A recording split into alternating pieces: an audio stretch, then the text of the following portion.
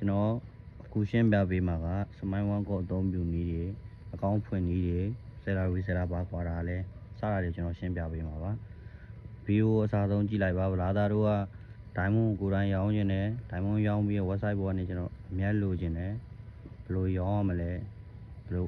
ဘယ်ကနေစလုပ်ရမလဲဘာတွေလိုရလဲတည်ကျင်တဲ့ဗလားသားတို့အတွက်ကျွန်တော်တင်ပေးခြင်းဖြစ်ပါတယ်ဗီဒီယိုအစားဆုံးလိုက်ကြည့်လိုက်ပါဗလားသားတို့ခဏလေးအတွင်းနေတယ်ဒိုင်းမွန်ကိုယ်တိုင်ရောင်းနိုင်သွားပါမယ်တေချာလေးလိုက်ကြည့်လိုက်ပါအဲ့တော့ let's go ပထမဆုံးစမိုင်းဝမ်ကိုအကောင့်ဖွင့်မယ်နော်အကောင့်ဖွင့်မယ်ဆိုဗလားသားတို့ Google ထဲကိုသွားလိုက်ပါ Google ထဲမှာစာပါမှာရှာမယ်နော်စမိုင်းဝမ်လို့ကျွန်တော်ပေါ်လာမယ်စမိုင်းဝမ်နှိပ်လိုက်ပါအဲ့ဒါပေါ်တော့ပေါ်လာစမိုင်းဝမ်မိုဘိုင်းလီဂျန်ဘရာဇီဆိုတော့လေအဲ့လိုချက်နှိပ်လိုက်ပါအဲ့ဒါစောင်းမယ်ဒီလိုပေါ်လာမှာလင်းနဲ့ဝင်လိုက်တာနဲ့အဲ့လိုပေါ်လာမှာအကောင့်ဖွင့်တာလည်းဘာမှမခါဘူးကျွန်တော်ဒီ login လေးကိုချက်နှိပ်လိုက်ပါ login ဆိုရင်ဒီမှာပေါ်လာလိုက်မယ်နော်အကောင့်ချိန်လို့ရတယ် Google နဲ့ချိန်မလား Facebook နဲ့ချိန်မလား Apple နဲ့ချိန်မလား Google နဲ့ချိန်မှာဆိုပြီးတော့သူကပေါ်လာလိုက်မယ်နော်ဒါတော့ကြိုက်တာနဲ့ချိန်ပေါ့ကျွန်တော်တို့အမှ Google နဲ့ဝင်လိုက်မယ်ဗျာနောက်လေးစောင့်ပြီနော်ဘယ်နဲ့ဝင် Gmail ထည့်ရမယ်ဗလားတို့စီမှာဗလားတို့ထည့်မယ် Gmail ကိုထည့်လိုက်ပေါ့နော်ကျွန်တော်စီမှာရှိတဲ့ Gmail ကိုထည့်လိုက်မယ်ဒါ Gmail မဝင်ရသေးဘူးဗျာတက်မလို့အကြောင်းမလို့ဒီမှာ continue နေလိုက်ပါဟုတ်ပါအဲ့ဆိုရင်ဗလားတို့အကောင့်ဖွင့်ပြီးသွားပြီလွယ်တယ်နော်ဘာမှမခေါက်ဘာမှမကောင်းနေလို့ဒါလိုဗလားတော့အကောင့်တစ်ခုရလာပြီဒီမှာဗလားအကောင့်ကိုကြည့်လိုက်ပါဒီမင်းဖွင့်လာဟိုဟာဒီဒိုင်းမွန်ကကြတော့ပြန်မရောင်းရမလဲဆိုဒီမှာဗလားတော့ဆွဲလိုက်အဲ့ website ထဲမှာပဲနော်ဒီမှာမိုဘိုင်းလီဂျန်ဆိုတာရှိမိုဘိုင်းလီဂျန်ဆိုတာလေးကိုတစ်ချက်နှိပ်လိုက်ပါမင်းတော့တစ်ချက်နှိပ်လိုက်တော့ပေါ်လာမယ်ဗျာဗလားတို့ ID ထည့်ရမယ်ဗျာကျွန်တော် ID တစ်ခုထည့်ပြမယ်ID ထည့်လိုက်ပြီဆိုရင်အပေါ်က ID အောက်က server ID အောက်က server ID ကိုဗလားတော့မှအောင်ထည့်မှရမှာနော် server ID မမှန်ရင်လည်းနင်းရမှာပေါ့ဘူးဒီမှာမအောင်ထည့်လိုက်ပြီခဏလေးစောင့်ကြည့်လိုက်ပါလားတို့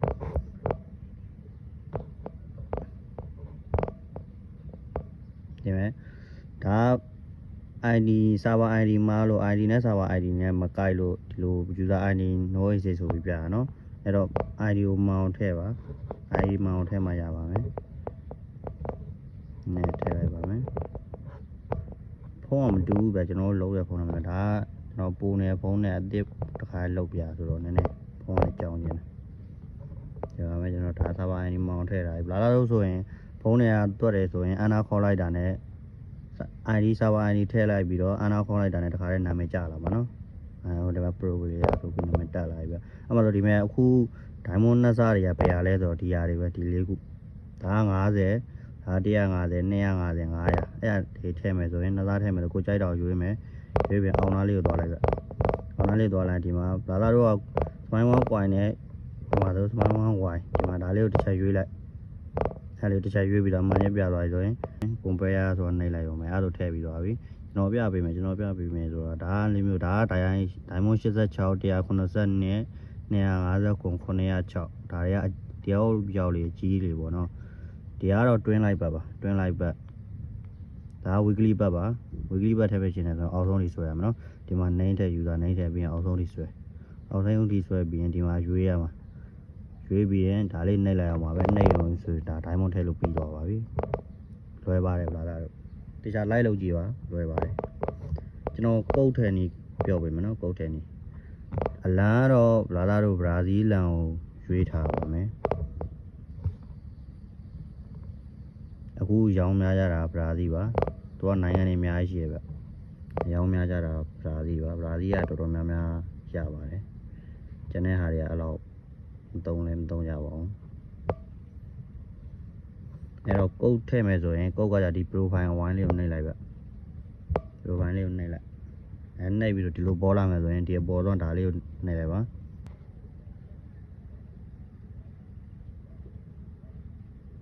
အဲ့လိုပေါ်လာမှာဒါလာတို့ထည့်တဲ့ coin နဲ့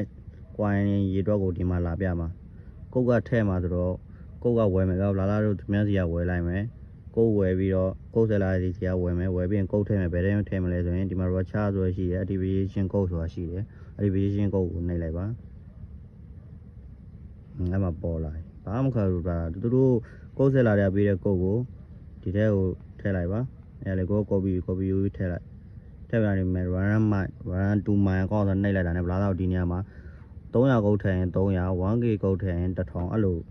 ပေါ်လာလိမ့်မယ်နော်လွယ်လွယ်လေးကျွန်တော်ပြအဲ့မဲ့ diamond ထဲမှာဆိုလဲစောနာ mobile channel ကိုသွားလိုက်ဖုန်းက line ကြာနေလို့နော်ဒီမှာ mobile channel နဲ့ရွေးလိုက် mobile channel ကိုရွေးစားစားဝယ်ခြင်းတော့ဒီထားနော်ကုတ်ဆက်လာတွေလည်းအများကြီးရှိတယ်လိန်တဲ့လူတွေလည်းရှိနိုင်တယ်ကုတ်စေးတားကြီးအများတင်ပြီးရောင်းတဲ့လူတွေလည်းရှိတယ်ကိုအကုန်လုံးတခြားလေးလာပြီးမှဝယ်ပေါ့ဒီ mobile channel ရောက်လာဆိုရင်ဘာမလို့ဒီမှာ guide မှာလည်းကြည့်လို့ရတယ်ဘယ်လိုတွေလောက်အောင်ဘယ်လိုတွေလောက်အောင်မလဲဆိုတာဒီမှာဗလားတော့အပေါ်မှာ ID ထဲမှာအောက်မှာ server ID ထဲမှာဒီမှာကိုထဲခြင်းတဲ့ပမာဏရွေးမယ်ဒါဆို50နှစ်စား150နှစ်စားအဲ့လိုဒါလေးဒါ86 192အဲ့လိုလေးတွေဒါကတော့ weekly ဘတ်ပါ weekly ဘတ်ပါဒီဟာလေးကတော့တွင်းလိုက်ပါဗလားတော့ထဲခြင်းတဲ့ဟာပေါ့ဗျာ weekly ဘတ်ထဲမှာဆိုရင် ID server ID ထည့်ပြီးရင်ဒီမှာ weekly ဘတ်ကိုနှိပ်လိုက်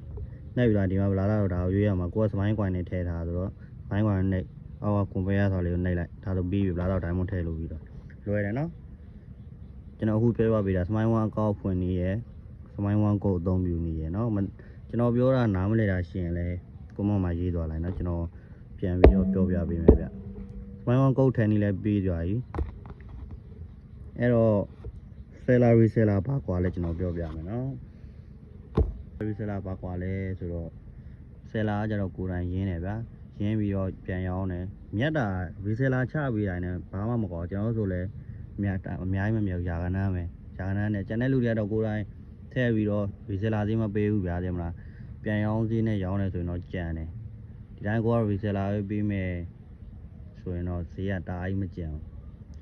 seller ကကြတော့ဗလားတော့ရင်းရမယ်ကိုယ်ဈေးတက်ရင်တက်ဈေးနဲ့ရောင်းအောင်မယ်ကြာရင်ကြာဈေးနဲ့ကိုကရောင်းနိုင်ရမယ်ကိုကတက်ဈေးမှာအများကြီးဝယ်ထားရကြားတဲ့ချိန်ကြရင်မကုန်သေးဘူးဆိုရင်အဲ့ကြရင်ဗလားသားတို့ကနည်းရှုံးမှာပေါ့ရှုံးတယ်ဆိုလည်းအများကြီးမဟုတ်ပါဘူးသူတက်သေးကြသေးရပြောင်းလဲအများတန်းရှိနေတာဆိုတော့ကိုကကုတ်တွေအများကြီးလောဘကြီးပြီးဝယ်ထားတယ်တက်သေးနဲ့ဝယ်ထားမိရဲ့ကြသွားတော့ကိုကချရောင်းပေးမှာပါဒါတွေကချရောင်းမပေးဘူးဆိုလဲတကယ်လို့ဗလားသားတို့ကပုံမှန်တိုင်းရောင်းတယ်ဆိုလဲဒါတော့ရှုံးမရှိပါဘူးကြိုက်တဲ့လူဝယ်ပေါ့ reseller ကကြတော့အရင်မလို့ဘူးကေပေးဝယ်ပေးရှင်ရတယ်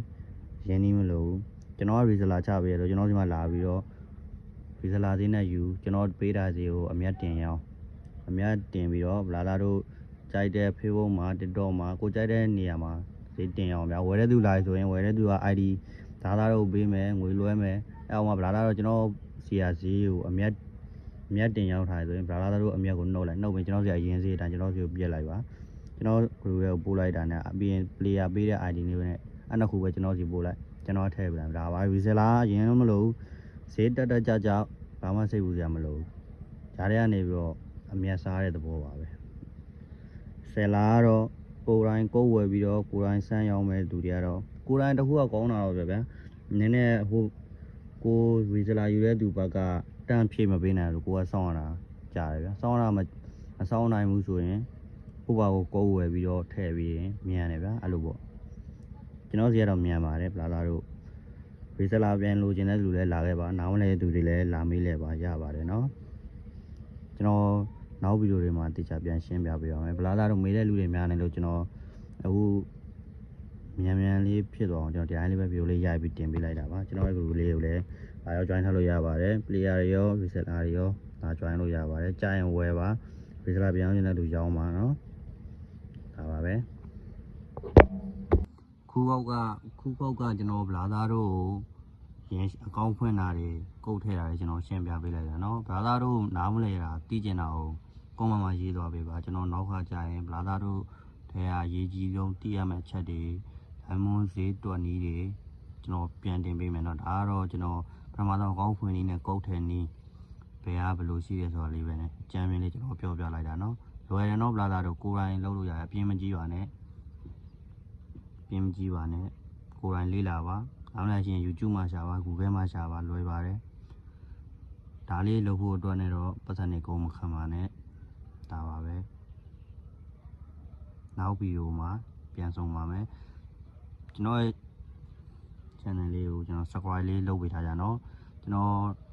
လာလာတို့နောက်ခေါက်ထပ်တင်ပေးမယ်နော်နောက်ခေါက်ကျရင်တေချာလေးပို့ပြီးတော့လာလာတို့နားမလဲတာတွေကိုကျွန်တော်ထပ်ပြီးရှင်းပြပေးမှာမလို့လာလာတို့သိကျင်တာတွေကိုမေးခဲ့လိုက်နော်